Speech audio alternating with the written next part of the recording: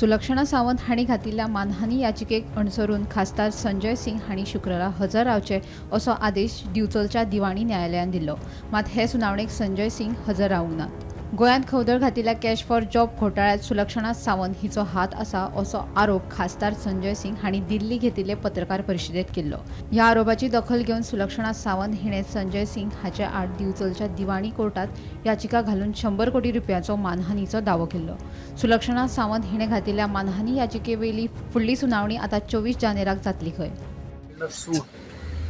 Against Sri Sanjay Singh on behalf of our client Sulakshana Sawant, and today the matter was kept and Mr. S.V. Manohar, senior advocate leading me, and I were present.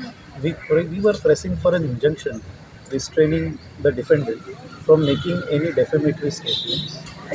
The learned advocate representing the defendant has appeared and has made a statement that till the date of the next hearing and during such time they will not make any defamatory statement against the plaintiff.